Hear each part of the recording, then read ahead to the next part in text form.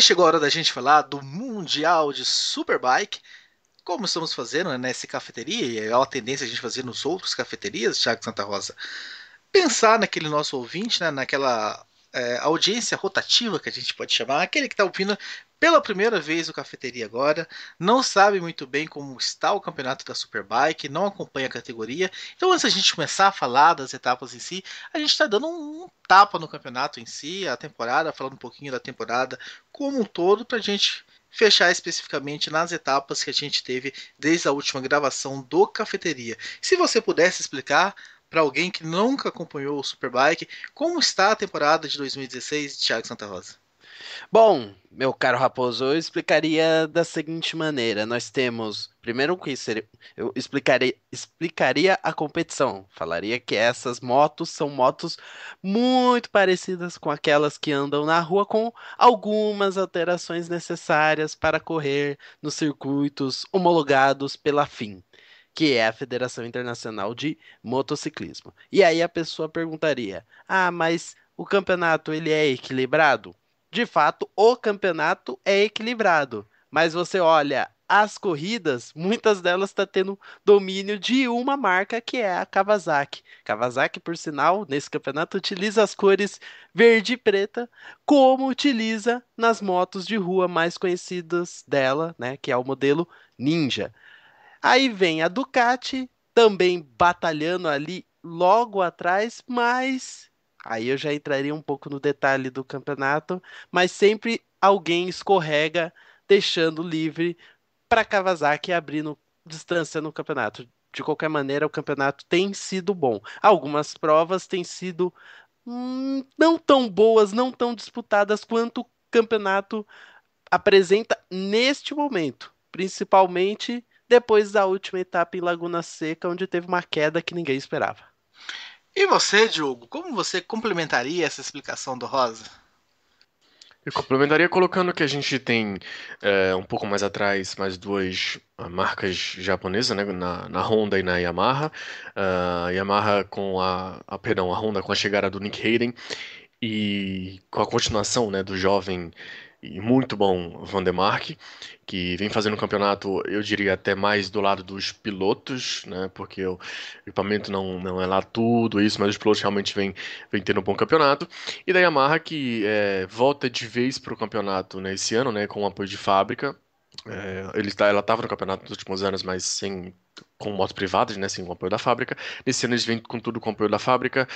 Tem alguns problemas com relação aos seus pilotos, uma vez que o Gintoli, que é um dos pilotos, ele acaba se machucando e perde algumas etapas. O próprio Alex Lowes, que é o outro piloto, ele também perde uma outra etapa. Então tem sido uma temporada bem conturbada nessa volta da Yamaha. A moto mostra velocidade, sempre se classificando muito bem, mas durante a corrida perde muito rendimento, então tá bagunçando ali um pouco aquele meio ali. E esse meio ele só é bagunçado porque a gente tem uma BMW privada, né, e uma Ducati privada também aparecendo bem e conseguindo se equiparar ali. A Yamaha e muitas vezes até a Honda. É um campeonato que, digamos assim, o campeonato de pontos, né, de pilotos pode não refletir, mas ele é muito próximo na pista. Tem essa diferenciação um pouco ali na frente, como o Rosa explicou bem, entre Kawasaki e Ducati, mas ali naquela turma mais do final, eu diria, do top 10 a briga é mais bonita, assim, é mais apertada. Eu diria exatamente isso, né? Se você pega a tabela de resultados do Superbike, você vai falar assim: nossa, que campeonato chato.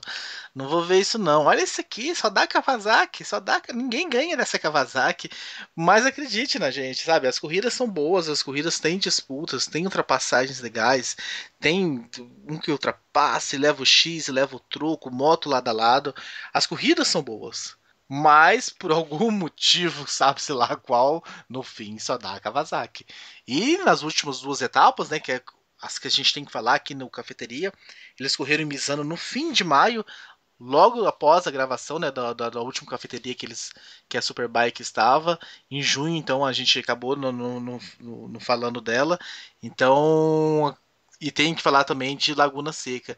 Então foram as duas etapas aí que a gente tem que falar, Laguna Seca e Misano, e foram quatro vitórias da Kawasaki, o Rosa, sendo três do Ria, E até que enfim, né? Não que a gente torça por isso, mas o Ria passou em branco numa etapa, isso não acontecia.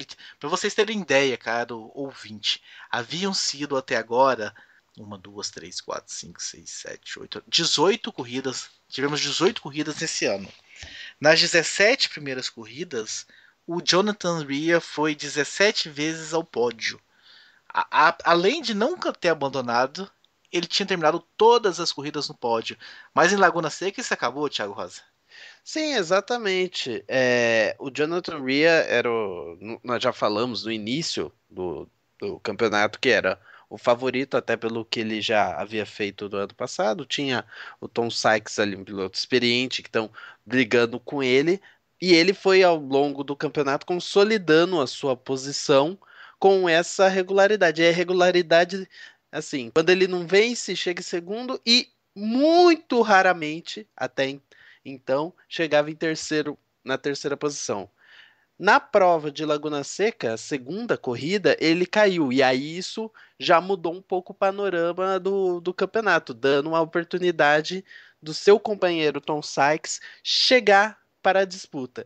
E o que é impressionante nisso tudo, Raposo e Diogo, é, o Ria, ele tem o campeonato na mão, mas isso vai depender muito de como a Ducati vai se comportar até o final da temporada. Nessas últimas duas etapas, tivemos muitos problemas com os pilotos da Ducati, e eles são os que, principalmente eles, são os que tiram pontos dos pilotos da Kawasaki. Então, a influência da Ducati para essa reta final vai ser interessantíssima e abrindo essa oportunidade para o Sykes, que é um piloto experiente, e a gente viu em Misano, ele não deixou de atacar. O Ria foi melhor, mas não deixou de atacar em nenhum momento. Podemos ter uma surpresa, algo que ninguém esperava, uma virada no campeonato. É outro ponto, né, o Diogo? A gente comentou no BTCC sobre companheiros de equipe brigando e se tocando e tudo bem. É outro lugar também que a gente vê briga de companheiros de equipe acontecendo assim, no, sem nenhuma interferência e é muito legal, né? Que imagina esse domínio da Kawasaki aí nas vitórias. Se ainda tivesse jogo de equipe, ordem de equipe, seria realmente um porre, né? Não, isso é realmente algo que tem que ser destacado de maneira extremamente positiva, né, pro campeonato. Até campeonato de motos em geral, né, em alto nível, tem essa característica. E a Superbike não é diferente. A briga realmente é liberada. O final da segunda corrida em Laguna Seca dá uma bela amostra disso, com as duas Ducati brigando, assim, de uma maneira incrível entre elas, trocando volta por volta, trocando de posição volta a volta, até no final da corrida, né, no pré-pódio, digamos assim, eles se cumprimentam, do tipo, quase que parabenizando um ao outro pela corrida, né, foi realmente muito bonito e é algo que dá um toque a mais pro campeonato como um todo, principalmente quando a gente olha para a dupla da Kawasaki, né? O Sykes e o Ria. O Sykes vem classificando muito bem, ele vem de duas poles seguidas com certeza, três poles eu já não, confesso que não lembro, mas acho que Grã-Bretanha ele também foi pole. Então são três poles seguidas. Lembrando que na Superbike apenas são duas corridas por final de semana, mas é apenas um qualifying, tá? E o qualifying, a posição do qualifying vale para as duas corridas. Então, se você classificou em segundo, então na corrida 1 você vai largar em segundo, e na corrida 2 você também vai largar em segundo. É um qualifying só para definir as posições para as duas corridas.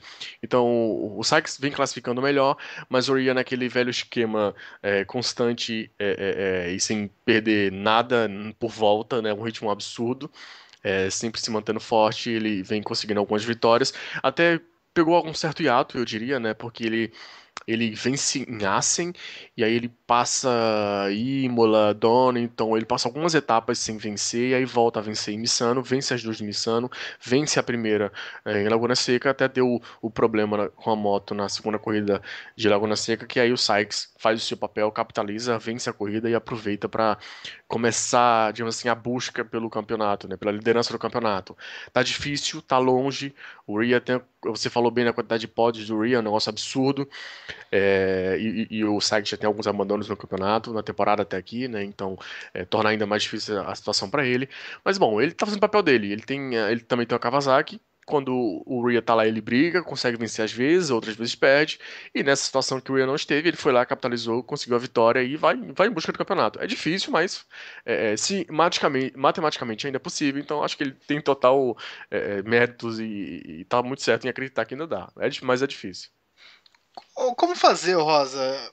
A gente, é uma afirmação que eu acho que tanto você quanto o Diogo concordaram comigo, né? De que é um campeonato de cartas marcadas, mas com corridas boas. Como é que a gente. O que poderia ser feito para o campeonato também ser bom, né? Eu volto a falar, né? As corridas são excelentes, transmitidas no Brasil pelo ESPN+, até pisaram na bola, né, nas últimas etapas, andaram não passando ao vivo, passaram em VT e tudo mais, mas passaram pelo menos, né? Se você ficou de olho na grade, você acompanhou as corridas, se você quis acompanhar pela TV e não buscar meios alternativos. Mas o que poderia ser feito, Rosa, para esse campeonato também ser interessante, não só as corridas? E será que se o campeonato tornasse interessante, será que isso seria mutualmente exclusivo? As corridas talvez deixariam de ser interessantes? Bom, Raposo, vamos lá. O campeonato, primeiro que eu vou um pouco fora dessa linha, que o campeonato está ruim. O campeonato tem o seu, vamos dizer, o seu charme. Porque quando você pega numa visão macro, você ainda mesmo com um domínio, como tinha até então do Jonathan Rea, chega às últimas etapas com chance de um outro piloto, por mais que seja da mesma equipe, brigar pelo título. Então, ainda acho que esse campeonato é um bom campeonato para se vender. Ah, nós temos um exemplo numa outra categoria chamada Fórmula 1, que é bem isso. O campeonato, a disputa é desigual entre uma marca com as outras, porém, isso não faz o campeonato, no geral, ficar ruim. Pelo contrário, a grande questão que eu acho que é importante é como fazer para equilibrar que marcas como Honda, como Yamaha, como as motos da BMW, as motos da MV Augusta, enfim, esses times consigam chegar a um nível de Ducati, um nível de Kawasaki, então um nível acima, que estão à frente dos demais, das demais, vamos dizer, das demais marcas, né, dos demais competidores. Esse é o grande desafio. O que tem mudado é que desde que a Dorna assumiu a organização da competição, isso vem melhorando. E ela tem expertise. Nós criticamos durante um bom tempo algumas medidas do Mundial de MotoGP, mas essas medidas foram importantes para o Mundial de MotoGP chegar hoje ao que ele é. Várias marcas, uma competição multimarcas com disputas, com interesse, provas interessantes e um campeonato em aberto. Pode ser que daqui a algumas semanas ele seja desmentido, como pode acontecer no Superbike. Mas há mudanças, há aberturas para poder trazer novos pilotos, novas marcas, enfim. Um caso que eu acho legal, por exemplo, é a própria pista de Laguna Seca, que saiu do Mundial de MotoGP, mas está lá com o Mundial de Superbike, dando oportunidade para pilotos andarem nessa pista e principalmente o público que ficou órfão de uma categoria buscar uma alternativa em outra que também tenha um potencial. Então, assim, quem está trabalhando nisso tem o conhecimento de como fazer. Você concorda, Diogo, com essa linha do Rosa de que o campeonato não está tão ruim assim e que tanto o campeonato quanto corridas estão agradáveis? Eu acho que o campeonato poderia estar um pouquinho mais próximo, principalmente ali entre primeiro e segundo, que atualmente é o Rhea e o Sykes, são 46 pontos atualmente de diferença, mas para fazer isso, para equilibrar esse pessoal, a gente teria que tirar o Jonathan Rhea do campeonato, né? Isso aí é a única maneira de consertar, porque a gente tem o Sykes, que é um ótimo piloto, é um campeão da Superbike, mas ele, enfim, é um piloto comum, digamos assim, né? Ele é humano, ele tem suas quedas, tem seus erros.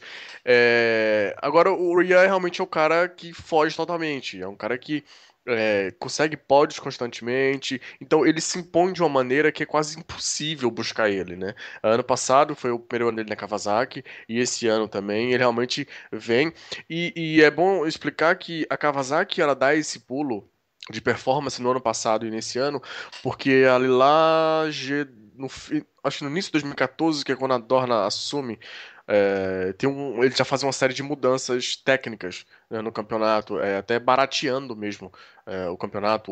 Confesso que não sei se eles usaram isso apenas como uma desculpa, mas eles fizeram algumas mudanças, limitando alguns materiais, fazendo com que existisse um trabalho específico em cima de motores, mas para tentar equalizar todo mundo. E é aí que a Kawasaki começa a surgir, nessa mudança de regras que a Kawasaki começa a surgir e vem forte assim. Mas o campeonato, a Dorna, pela experiência da MotoGP, que o Rosa falou muito bem, e também agora por esses pouquíssimos anos que que ela tá administrando a Superbike, ela já mostrou que tem inteligência e tem vontade de mudar, e tem vontade de ir pra frente, de tentar equalizar, sabe, de melhorar o campeonato como um todo. Então eu acho que vale dar mais do que uma ou duas ou três ou quantas cartas você quiser de confiança a Dorna, no sentido de que ela pode sim, tem total condições de fazer esse campeonato funcionar ainda mais, porque pra mim já tá funcionando. Como eu falei, eu só não gosto dessa diferença ali entre primeiro e segundo, eu acho que tá muito grande, mas aí só se a gente expulsar o John Terry do campeonato pra resolver isso. No resto, o campeonato é muito bem organizado, muito bem administrado, ao meu ver. Thiago Rosa, caberia, valeria ou existiria uma vaga para Jonathan Rea na MotoGP? Ele seria merecedor? Ele deveria ir tentar seguir esse caminho de dar esse salto para a MotoGP depois de dois campeonatos com os pés nas costas, né? A gente pode, eu já considero ele campeão esse ano. Vocês ainda estão achando que o campeonato está disputado? Respeito vocês. Na minha opinião, o Thiago Raposo, o campeonato já é do Jonathan Rea. Deveria Jonathan Rea pensar ou se recebesse o convite aceitar uma MotoGP? Olha, a gente até falou isso em um cafeteria passado, não lembro qual foi a edição, se foi na primeira ou na segunda, enfim, que a gente falou do Mundial de Superbike. Ele já é um piloto mais experiente, tem alguma experiência, alguma não, muita experiência internacional. Se eu fosse o Jonathan Rea, eu só iria para a MotoGP se eu fosse para uma equipe de fábrica. E uma equipe de fábrica, ele não vai ter espaço agora. Ir para uma equipe satélite para brigar ali no meio do pelotão e não de igual para igual com as três grandes, pensando que a Ducati, por exemplo, no ano que vem vai estar igual para igual, porque além de tudo vai ter um piloto que é acima da média dos demais. Eu não vejo sentido dele fazer essa troca. Agora, desportivamente, pensando nos resultados, com certeza, ele é muito mais piloto do que metade do grid da MotoGP. Assim, metade. Vamos pegar os 10 primeiros do campeonato, aí você vai ter lá uma discussão. Ah, pode ser que esse seja melhor, né? Mas dos 10 para baixo, com certeza, ele é melhor piloto. Um nome que ventilou-se, né, recentemente, mas acabou não se confirmando, é o Mike Vandermark, né? Seria interessante para ele, o Diogo, tentar, já ele tem uma ligação com a Honda, né, mas a Honda, pelo visto, já fechou, né, com o Pedrosa e com o Marques. O Marques, certeza, o Pedrosa existia uma dúvida. Seria interessante o Vandermark essa mudança? Acho que seria interessante até porque o Vandermark ainda está muito início de carreira, né? Esse, se não me engano, é apenas o segundo ano do Vandermark na Superbike. Ele está começando tudo muito agora. É bem diferente da situação do Rhea, que o Rosa passou muito bem. Ele já é um piloto mais consolidado, né, no motociclismo mundial, né? Então é difícil, sabe? Você, na posição do Rhea, passar para o MotoGP, se não for uma moto top, ou moto de fábrica, que faz a expressão que o Ross usou, não vale a pena. No caso do Vandermark, eu já acho que vale. Eu já acho que vale porque é um cara que tem capacidade, tem a ligação com a Honda, né, obviamente, e é muito jovem. né? Então ele conseguiria ter tempo suficiente para trabalhar, para ir galgando posições, digamos assim, dentro da MotoGP. Uma coisa que o Rhea, já com quase seus 30 anos, 29 anos, se não me engano, já começa a ficar um ponto da carreira um pouco diferente, digamos assim, para ele. Então, pro Vandermark, eu acho que faria sentido sim, até numa equipe menor, não necessariamente na Honda, na equipe de fábrica da Honda, né, que hoje tem o Pedrosa e o Marques, mas até numa equipe menor, numa LCR, por exemplo, onde hoje está o Crutchlow, se eu não me engano, ou alguma outra equipe que corre com equipamento Honda, talvez até uma Mark VDS, onde está o Tito Rabat e o menino que ganhou o Grande Jack Prêmio de Miller. Assen agora, isso, Jack Miller, obrigado. Então eu acho que para ele sim, fazia sentido até, mas basicamente por questão de estágio de carreira, diferente, bem diferente no caso, entre o Rhea e entre o Van der Mark. E é interessante você falar, Diogo, até você mencionou o Grande Prêmio de Assen, né? O Van der Mark, por ser holandês, Assen é a grande catedral do motociclismo, né? É interessante para qualquer categoria ter um holandês bem nos campeonatos de motovelocidade, porque chega na principal etapa e ambas correm em Assen, né? Então traz esse marketing, é alguma coisa positiva para a marca.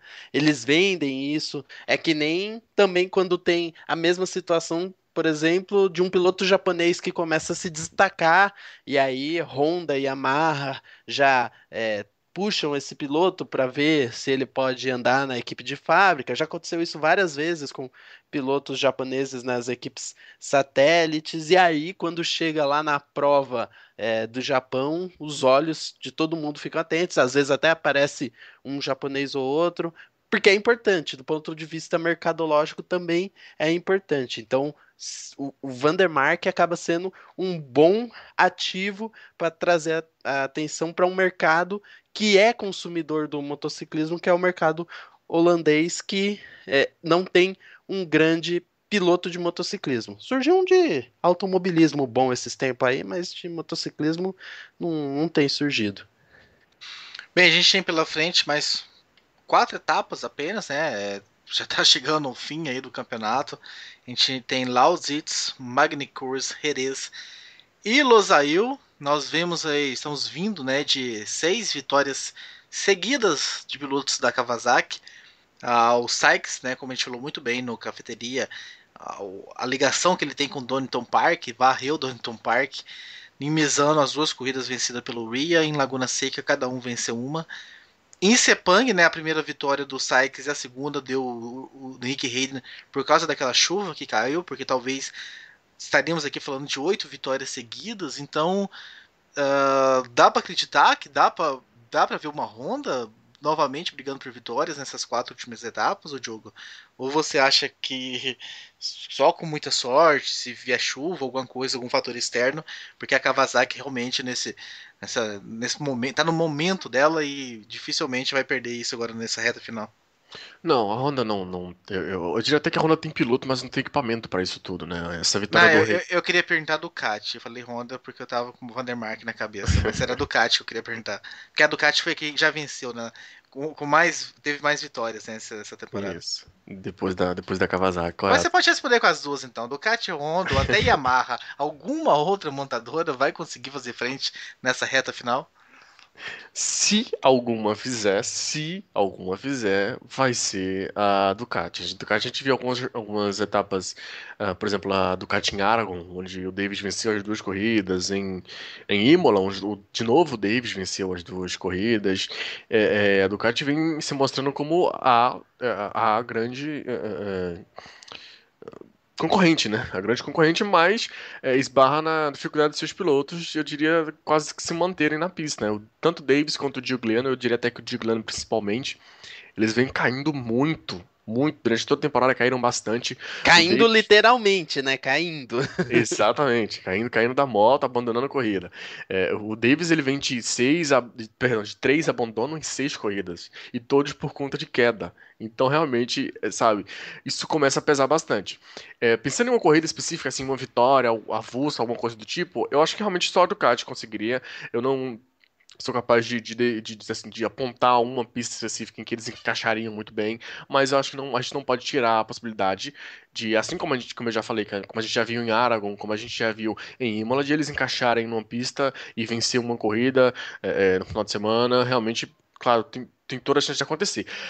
Fora a Ducati, realmente, como por exemplo, como você falou do Nick Hayden que venceu lá na Malásia, realmente só se for algum caso muito extremo, como foi na segunda corrida da Malásia, que teve uma chuva absurda, então só no caso muito extremo. Em condições normais, realmente só a Ducati que tá ali para enfrentar, entre aspas, até eu diria, a Kawasaki para ter alguma vitória. Mas no geral, eu acho que dá para esperar um belo domínio da Kawasaki até o final do campeonato. E eu diria até que é interessante porque no ponto do campeonato que a gente tem, com o Ria e o Sykes realmente os únicos com chance de vencer, né, o campeonato, a briga fica até mais apertada, mais acirrada entre eles dois. E pra gente fechar, o Rosa, se a pergunta pro Diogo foi se ele acreditava se alguma equipe poderia contra a Kawasaki, a minha pergunta para você é: o Tom Sykes pode com o Jonathan Ria nessa reta final? E lembrando, né, que o Mundial de Superbike eles levam a sério a questão da férias de verão. A última etapa foi no dia 10 de julho e eles correm agora só no dia 17 de setembro. Eles vão passar o resto de julho sem correr, agosto inteiro sem correr e metade de setembro para só então voltar lá na Alemanha. Então, muita coisa pode, muita água pode passar debaixo dessa ponte. Eu acredito que as equipes estejam trabalhando em alguma melhoria na moto, alguma coisa, algum acerto, algum mapeamento de motor, alguma coisa assim.